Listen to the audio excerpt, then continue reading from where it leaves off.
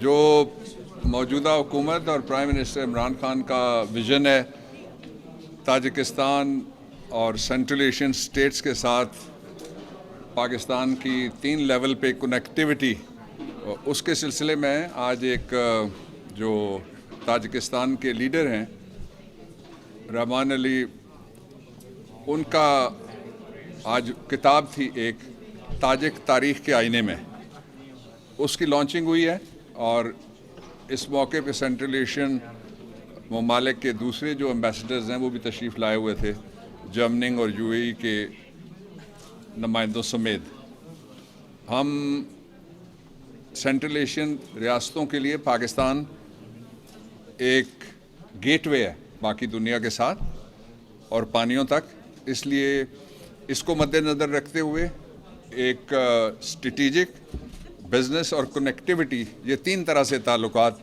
हमारी foreign ministry Shah Mahmood साहब और प्राइम मिनिस्टर इनको डेवलप कर रहे हैं। इनके सदर साहब यहाँ तशरीफ़ लाए थे, प्राइम मिनिस्टर हमारे वो भी गए, और उसके बाद हमारे ग्रुप्स कई लेवल के बने हुए हैं जिनमें बायलैटरल्स के ऊपर काम हो रहा है।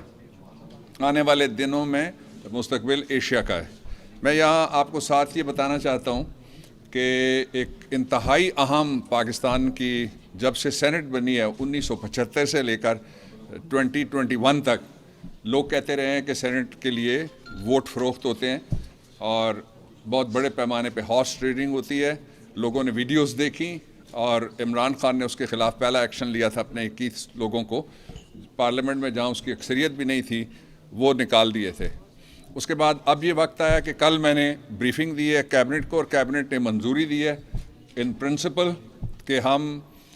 पार्लियामेंट के अंदर जा रहे हैं और एक पार्लियामेंट में बिल पेश कर रहे हैं। और वो बिल ये है कि सुप्रीम कोर्ट ऑफ पाकिस्तान ने जो जजमेंट दी थी सदारती रेफरेंस में, उसमें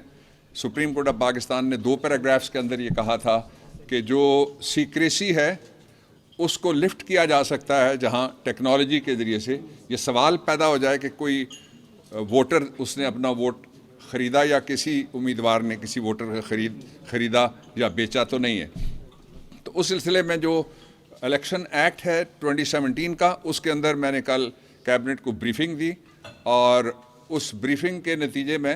अप्रूव हुआ है मेरा ड्राफ्ट। और उस ड्राफ्ट के ज़रिए से इलेक्शन कमीशन ऑफ पाकिस्तान से भी हमारी बातचीत हुई, वो भी ऑन बोर्ड हैं। हम तब्दीली ये ला रहे हैं कि अब कोई अगर वोट बेचेगा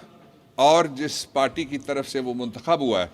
उसकी बजाय किसी और को वोट देगा तो उसको पकड़ा जा सकेगा और उसको टेक्नोलॉजी के ज़रिए से इलेक्शन कमीशन ऑफ पाकिस्तान जो पर्दा पड़ा हुआ है सिक्रेसी का आर्टिकल 226 के हवाले से, सुप्रीम कोर्ट ऑफ पाकिस्तान ने उसमें गुंजाइश निकाली है, which is a very good judgement. As a senior ASC मुझे बहुत अच्छी लगी कि ये बहुत दिनों के बाद, और ये कौम की डिमांड थी। सारी पार्टियां, आपने देखा इस वक्त भी जो सेनेट में 2 पार्टियां, एक ने कहा कि हमारे वोट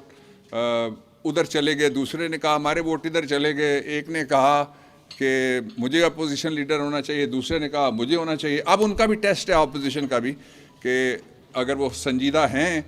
और वो चाहते हैं कि ये हमारी अक्सरियत है इंशाअल्लाह, कानून जिस तरह मैंने कहा था कौम के सामने कि आई वोटिंग जो बैरून मुल्क मुकीम पाकिस्तानी हैं उनको और इलेक्ट्रॉनिक वोटिंग मशीन्स का कानून बनेगा, बन गया है, अब उस पर काम शुरू है। अगला इलेक्शन इंशाअल्लाह EVM के ज़रिए होगा और अगले इलेक्शन में पाकिस्तान के 9 मिलियन से ज़्यादा जो बैरून मुल्क मुकीम पाकिस्तानी हैं उनको हम राइट ऑफ वोट दे रहे हैं और उनको एम्पावरमेंट दे रहे हैं। पाकिस्तान के इक़्तिदार और इख्तियार और पॉलिसी मेकिंग में अब वो शरीक हो जाएंगे। इसी तरह से ये कानून लाजमत बनेगा और सेनेट में जो ज़मीर की और वोट की ख़रीदो फ़रोख्त है और मंडी और लंडा बाज़ार लगता था उसका रास्ता हम बंद कर रहे हैं। आज दोनों हाउसेस के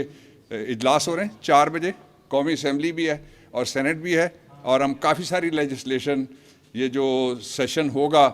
नेशनल असम्बली का, सेनेट ऑफ पाकिस्तान का, उसमें बहुत सारी कानून साजी हम लेके जा रहे हैं। एक दफ़ा फिर मैं कहना चाहता हूँ कि जितने भी स्टेक होल्डर्स हैं पार्लियामेंट के अंदर बैठे हुए,